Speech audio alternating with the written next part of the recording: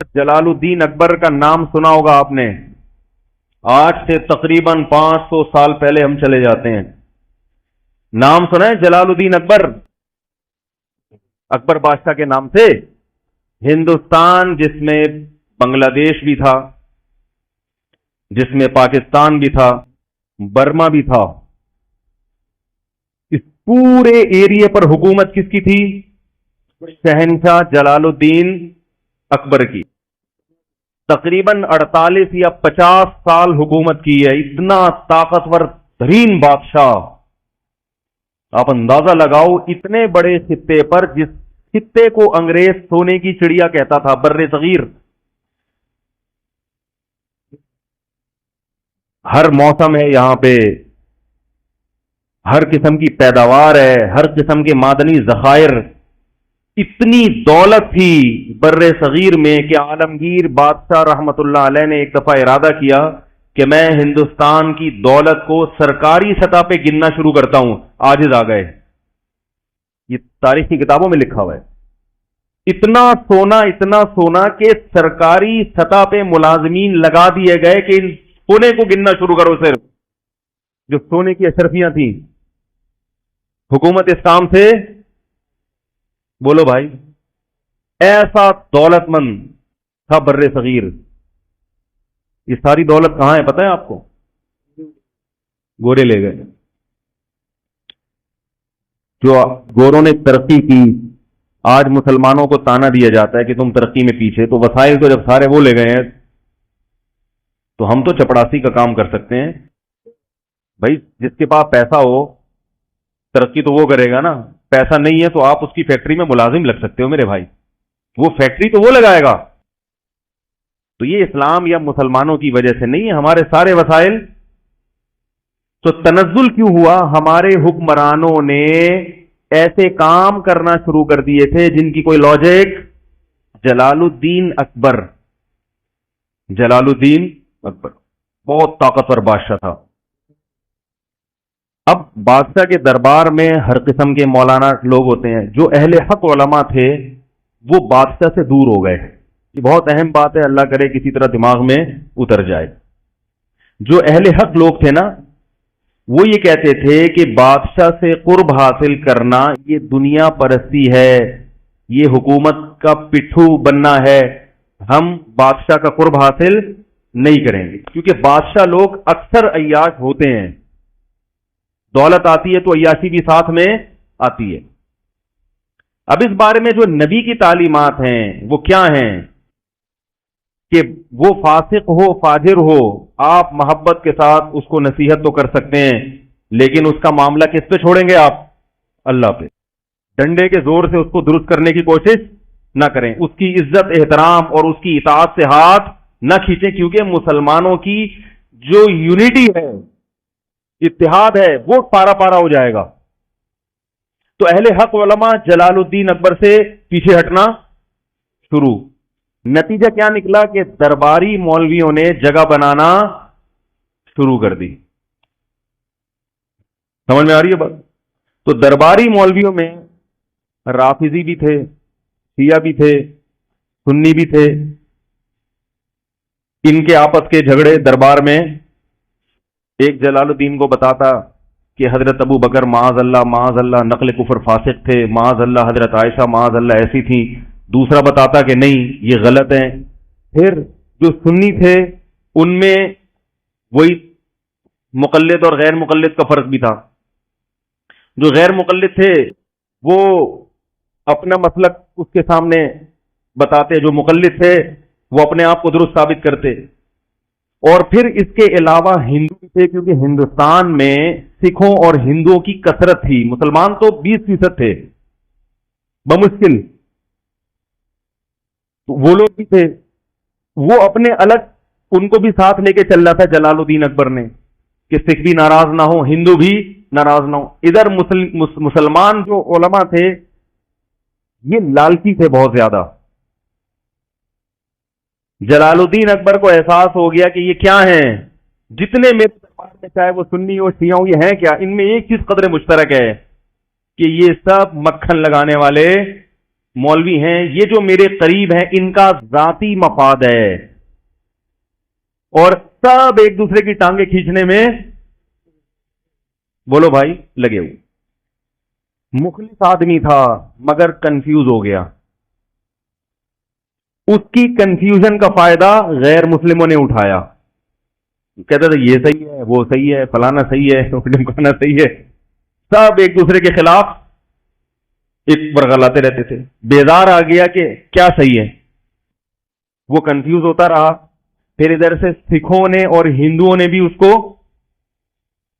تو آہستہ آہستہ وہ بگڑنا شروع. قصہ مختصر بتاؤں گا. ایسا بگڑا ہے کہ لبرل پنے کی انتہا کو پہنچ گیا. اس نے کہا یہ سب صحیح ہے. اگر کہتا سب غلط ہے تو بھائی حکومت غلط لوگوں پہ کر رہے ہو تم. بادشاہ کا کام ہوتا ہے نا سب کو جوڑ کے چلنا. اس نے کہا سب کیا ہے، صحیح ہے، اسلام بھی ٹھیک ہے اور ہندو بھی ٹھیک ہے، سکھ بھی ٹھیک ہے. بیزار آ گیا دین اور مذہب سے، یہاں تک کہ ایک وقت آیا کہ کلمے کا اس نے انکار کر دیا.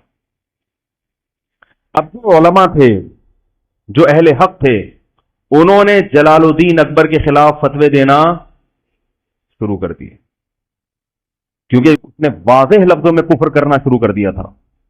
خنزیر کی پوجا کرنا شروع کر دی اس نے، خنزیر کی عبادت. اتنا براڈ مائنڈڈ تو ہمارے زمانے میں بھی خنزیر کی ختنے پر پابندی لگا دی. بہت سارے الٹے الٹے کام کہ آج روح کانپ جاتی ہے، ایسا ہو گیا تھا. تو جب اس نے کفر کرنا شروع کیا اور بالکل واضح، تو علماء نے اس کے خلاف، بولو بھائی، بغاوت ہو نہیں سکتی تھی. اتنا طاقتور تھا کہ ذرا سی اس کو بھنک پڑ جاتی، اس کے سر قلم. بہت پاورفل آدمی تھا. 48 سال جس نے حکومت کی ہو معمولی تو نہیں ہے نا، اور بادشاہوں کے خاندان میں پیدا ہوا ہو، حکومت کرنا جانتا بھی ہو. تو نتیجہ یہ نکلا کہ آہستہ آہستہ ہندوستان میں جو عدالتوں میں اسلام رائج تھا وہ بھی عدالتوں سے ختم ہونا، کیونکہ پہلے حکومت خراب ہوتی ہے پھر لا چینج ہونا شروع ہو جاتا ہے. علماء اس کے خلاف ہو گئے.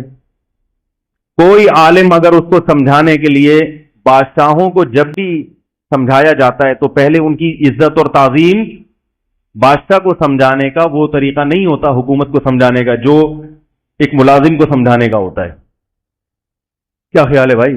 ملازم کو آپ ایک دفعہ بولے کہ بھائی انسان کا بچہ بن جا، تیرے کو میں نے کیا کر گیا تھا، اس پہ وہ اپنی بے عزتی محسوس نہیں کرے گا. بادشاہ کو اگر آپ بولے گے انسان کے بچے بن جاؤ، اس کے منہ پہ جب آپ ایسے بولو گے تو وہ آپ کو کچھ اور بنا دے گا. اس موقع پر مجدد الثانی، الف ثانی کا مطلب دوسری 1000ویں صدی، 1000 سال ختم ہو چکا تھا اور دوسرا 1000واں ہجری کا. حدیث میں آتا ہے نا، اللہ تعالیٰ ہر صدی کے شروع میں کسی ایسے مجدد کو بھیجے گا جو دین کی تجدید کرے گا. یہ صحرا مجدد الثانی رحمۃ اللہ علیہ کے سر جاتا ہے، اور اتفاق سے وہ بھی حنفی تھے. میں پھر بھی کہہ رہا ہوں، میرا مقصد اس کو ہائی لائٹ کرنے سے آپ کو حنفی بنانا نہیں ہے، احناف کا بغض آپ کے دلوں سے نکالنا ہے کہ یہ کارنامہ بھی کسی حنفی کے کھاتے میں گیا ہے. ورنہ ہندوستان میں اسلام تہس نہس ہو گیا تھا. یہ وقت کے بہت بڑے عالم تھے اور تصوف میں بھی انتہا کو پہنچے ہوئے تھے. تصوف کا تذکرہ بھی اس لیے کر رہا ہوں تاکہ تصوف کا بغض جو آپ کے دلوں میں بھرا ہوا ہے نا وہ بھی نکالوں. صوفیوں کی 2 قسمیں ہیں، ایک بدعتی اور ایک قرآن و سنت کے پابند. آپ تصوف کا سرے سے ہی انکار کر دو، یہ غلط ہے، یہ غلو ہے، یہ مبالغہ ہے. دین کی خدمت میں، دین کو بچانے میں جہاں مجاہدین کا بہت بڑا کردار ہے، صوفیاء کرام کا کردار بھی کسی سے کم نہیں ہے. اور جہاد میں بھی صوفیاء کا بہت بڑا کردار ہے. اکثر بڑے بڑے جو اسلامی تاریخ میں ہیروز گزرے ہیں وہ کسی بزرگ سے ان کا باقاعدہ اصلاحی تعلق تھا اور کسی کی صحبت میں رہ کے انہوں نے اللہ اللہ کرنا سیکھا تھا. جب تک اللہ کے عشق کی چنگاری بزرگوں کی صحبت میں رہ کے دل میں نہیں لگتی، اس وقت تک اتنے بڑے کارنامے انجام دینا انسان کے لیے بہت مشکل ہے. خوش علم جو ہے نا، خوش علم، یہ انسان سے کوئی بڑا کام نہیں کرواتا. تو مجدد الفسانی رحمت اللہ علیہ نے پورے بر صغیر کا سفر کیا اور اس کا ارادہ کیا کہ اکبر بادشاہ کا قرب حاصل کر کے محبت کے ساتھ اس کی تعظیم کر کے بہت آرام سے امن اور شانتی کے ساتھ اس کو رام کرنے کی، بولو بھائی، کوشش. اور یہ ظاہر اس کو پہلے ثابت کر دیا جائے اپنے عمل سے کہ نہ ہمیں حکومت کی لالچ اور نہ ہمیں پیسوں، نہ ہمیں کوئی مدرسے کا چندہ چاہیے آپ سے. آج کوئی کسی حاکم سے ملتا ہے نا، اس کو نماز سمجھانے کے لیے زکوٰۃ، تو وہ سمجھ جاتا ہے کہ مقصد کیا ہے مدرسے کا. مدرسے کا چندہ لینا بھی کوئی بری بات نہیں ہے، لیکن ایسے موقع پہ لینا. مجھے ایک صاحب کہنے لگے، وہ کہ آپ بیان ہوا تھا میرا زبردست، تو انہوں نے کہا اب آپ ایک چندے کا بھی اعلان کریں. میں نے کہا اگر میں نے ابھی کوئی بھی کام ہو، چاہے غریبوں کے لیے چندہ کیوں نہ ہو، میں نے ابھی اعلان کیا تو لوگ بولیں گے مولوی صاحب چورن بیچنے آئے تھے. کیا بیچنے آئے تھے؟ چورن بیچ. پہلے نماز روزہ زکات، ہاں بھائی وہ مسئلہ یہ ہے کہ وہ شاباش جیبیں خالی کرو. تو ہر چیز کا ایک موقع ہوتا ہے، چندے کے خلاف نہیں ہے. چندہ نبی صلی اللہ علیہ وسلم نے بھی کیا ہے، مگر استغنا کے ساتھ ہو. تو مجدد الفسانی رحمت اللہ علیہ نے جلال الدین اکبر کے قریب میں ایسے علماء جو وہاں تک پہنچ سکتے تھے ان کو تیار کیا کہ تم جاؤ اور بادشاہ کا دربار جو منافق مولویوں سے بھرا ہوا ہے اس دربار میں داخل ہونے کی کوشش کرو اور کسی طرح بادشاہ کو یہ باور کراؤ کہ ہم تمہارے خیرخواہ ہیں، نہ ہم تمہارے خلاف بغاوت چاہتے ہیں، نہ ہم تمہاری حکومت کا تختہ الٹنا چاہتے ہیں. بہت محبت سے بڑی اس کی ایک میں نے اس پر ایک پورا بیان کیا تھا جے ٹی آر میڈیا کے، اس سے پوری تاریخ آپ لوگوں کے سامنے 20-30 منٹ میں نا پورے تاریخ کا خلاصہ پیش کیا تھا. ابھی وہ تو میں نہیں بتا سکتا کیونکہ وہ پورا جو میں اصل جو میسج دینا چاہتا ہوں وہ رہ جائے گا. تو جا کر بہت محبت کے ساتھ اور پھر آہستہ آہستہ بادشاہ کے جو شہزادے تھے جن کو حکومت ملنے والی تھی بادشاہ کے مرنے کے بعد، ان کو بھی تیار کرنا شروع کیا، محبت سے دین پر لا کے محبت کے ساتھ. یہاں تک ملتا ہے کہ مجدد الفسانی نے اکبر بادشاہ کے بیٹے سے یہ کہا کہ جب تک تو جنت میں نہیں جائے گا میں اللہ سے وعدہ کرتا ہوں کہ میں بھی جنت میں نہیں جاؤں گا. میں اللہ سے تیری اتنی سفارش کروں گا. اب آپ بتاؤ کام کس نے کیا؟ وہ علماء جو فتویٰ دے رہے تھے کہ ناجائز، یہ فلانا، یہ یہودی ہے، یہ انڈیا کا ایجنٹ ہے، یہ را کا ایجنٹ ہے، یہ فلانا ہے، ان لوگوں نے تو بیچاروں میں اخلاص ہوگا مگر کام انہوں نے کیا کر دیا؟ بگاڑ دیا. کیونکہ پاور تو اسی کے پاس ہے نا. آپ کے اس کے فتویٰ دینے سے اگر اس کا تختہ الٹ رہا ہوتا، کوئی دوسری حکومت آ رہی ہوتی، پھر تو فتووں کا فائدہ تھا. طاقت اس کے پاس ہے، قوت اس کے پاس ہے. اس قسم کے فتوے صحیح ہونے کے باوجود حکمت اور مصلحت کے ہر صحیح بات ہر ایک کے سامنے کرنے کی نہیں ہوتی. تو مجدد الفسانی رحمت اللہ علیہ نے ایسی پوری ٹیم تیار کر لی علماء کی جو حکومت کے دربار میں داخل ہونے میں کامیاب اور بادشاہ کی نظروں میں قرب حاصل کرنے میں کامیاب. بادشاہ کو یہ احساس ہو گیا کہ یہ لالچی لوگ نہیں ہیں. کہا جاتا ہے کہ اکبر جو خنزیر کی پوجا کیا کرتا تھا، ختنے پر اور پابندی لگائی اور اسلامی شعار پر پابندی لگائی، مرنے سے پہلے کلمہ پڑھ کے دنیا سے رخصت ہوا ہے. لیکن وہ کام نہیں کر سکا جو اس نے خرابیاں پھیلائی تھیں. اکبر کے بعد جب اس کے بیٹے کے ہاتھ میں حکومت آئی ہے تو وہ نسبتاً اکبر سے، کیونکہ اس سے محنت ہو چکی تھی. جو تبلیغ والے جا کے پاؤں پکڑتے ہیں نا، مالش والش بھی کرنے لگے ہیں، ٹھیک ہے نا. ہمارے ایک استاد کہہ رہے تھے دیکھو بھائی بھائی کرتے کرتے پوری دنیا میں سب سے بڑی تنظیم بن چکی ہے، پوری دنیا کی سب سے بڑی تحریک. نہ کوئی بیچاروں کے پاس دلائل ہوتے ہیں، نہ حدیثوں کے حوالے ہوتے ہیں، نہ قرآن کی آیتیں ہوتی ہیں، صرف اخلاق اور بہت سیدھی دعوت کہ بھئی کلمہ پڑھا ہے، ہم سب نے کلمہ پڑھا ہے، کچھ ہماری ذمہ داری بنتی ہے، بس اس سے آگے آتا بھی نہیں ہے کچھ. اس کا یہ مطلب نہیں ہے کہ تبلیغ والوں کو علم نہیں حاصل کرنا چاہیے. میں تبلیغ والوں سے میں کہتا ہوں، میں کیا بڑے علماء کہتے ہیں کہ یہ کام بھی کرتے رہو، لیکن ساتھ ساتھ ٹھیک ہے اخلاق سے آپ پوری دنیا میں پھیل تو گئے ہو، مگر صرف اخلاق کافی نہیں ہے، علم بھی ضروری ہے. خود تبلیغ کے اکابر کہتے ہیں کہ علماء سے علم بھی سیکھتے رہو. صحیح تبلیغ میں کامل لوگ وہ ہوتے ہیں جو تبلیغ میں وقت لگانے کے ساتھ کسی شیخ و مرشد سے یا کسی عالم سے تعلق بھی قائم رکھے. ایسا عالم جو علم میں مضبوط ہو.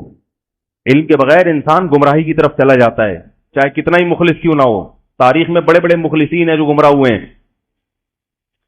تو بالآخر اکبر کی اولاد میں عالمگیر بادشاہ پیدا ہوئے ہیں، اور وہ مجدد الفسانی رحمت اللہ علیہ جو ٹیم تیار کر کے دنیا سے جا چکے تھے. حضرت مجدد الفسانی کا تو انتقال ہو چکا تھا، لیکن عالمگیر بادشاہ پیدا ہوئے، وہ مجدد الفسانی کی محنتوں کا نتیجہ تھا. اور عالمگیر بادشاہ رحمت اللہ علیہ یہ وہ ہندوستان کی تاریخ میں بادشاہ ہیں جس کی انگریز بھی آج ایمانداری کی تعریف. انہوں نے بیت المال سے تنخواہ لینا بند، ٹوپیاں سی کے اپنا پیٹ پالا کرتے تھے، قرآن کی کتابت کر کے اپنا پیٹ